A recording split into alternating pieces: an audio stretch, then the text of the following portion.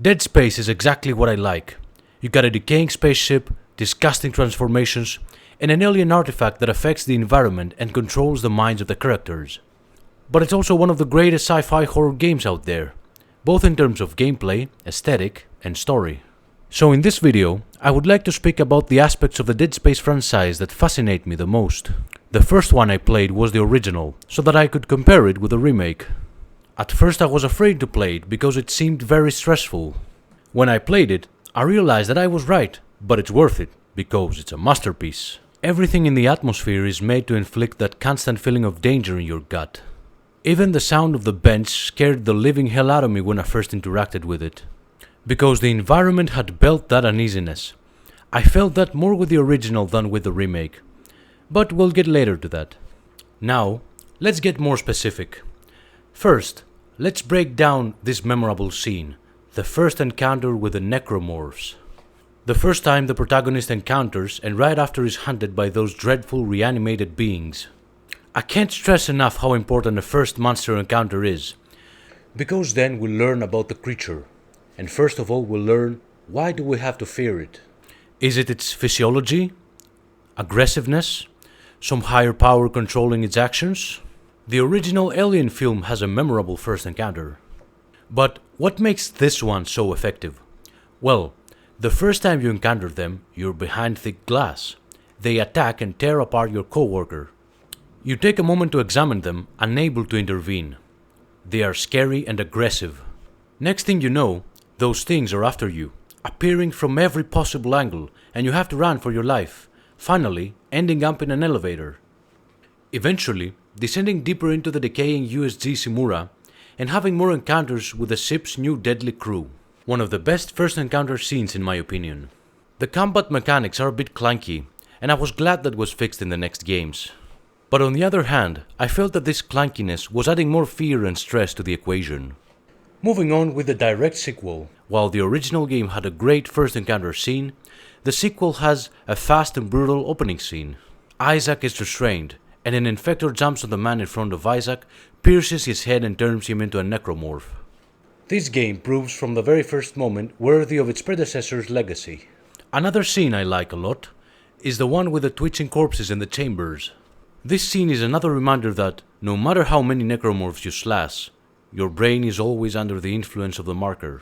Clark had to accept that he was feeding the hallucination of Nicole, because he was unable to accept her loss, and her presence, although illusory, was giving him a reason to live and keep going. That is a very creative way to portray holding on to the memory of someone important in order to cope with the current struggles. This also adds another interesting layer inside Clark's tormented mind. The hallucination, that is primarily a result of the marker's influence over Clark, is amplified by the need to keep Nicole near him, even though it's, in all reality, a harmful illusion. It's like he allows the marker to hold a grip on him in exchange for a memory of her. Overall, I think Dead Space 2 has, apart from improved mechanics, richer story elements. But the original wins on atmosphere, grit, and stress. Another important element to consider, Dead Space 2 delves deeper in the hallucination rabbit hole. The final boss fight is literally Clark struggling to maintain control over the influence of the marker. One thing that makes Dead Space 2 the perfect sequel in my opinion, it feels like it's not a sequel, but the second half of the original game. Perfect continuation of events. Let me know what you think in the comments. I think it's time to move on to the remake. Totally like the rework in terms of gameplay, story, and design. I think I prefer the original game's starting suit though, which is also included in the remake. That said, the suits in the remake are excellent.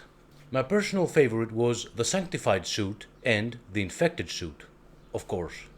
I can explain to you how shocked I was when, while wearing the Infected suit, at some point Clark took his helmet off and he was headless.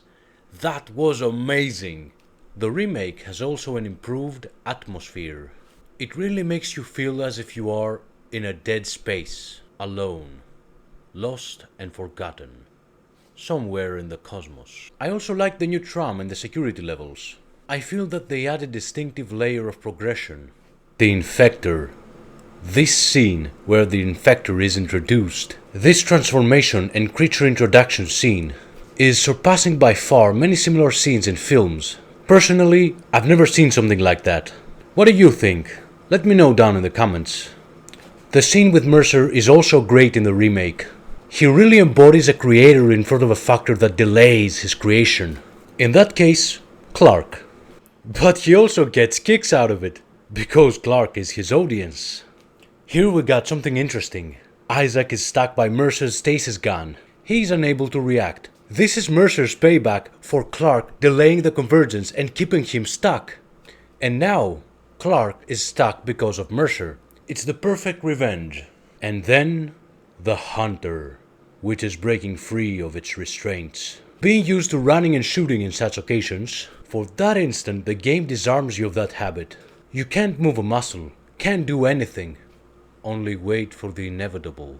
And as if out of perfect timing, Isaac breaks free from his restraints, the same moment the Hunter does. What a scene! By the way, the Hunter's design is horrifying, amazing. Now, a few details worth mentioning. I'm a fan of monoliths and obelisks, especially those prehistoric standing stones, and rune stones and menhir. The markers are my favorite religious and technological artifact in fiction. They are not just necromorph spawners. They are, to an extent, reality-bending machines. They can control the minds of humans. They produce endless energy.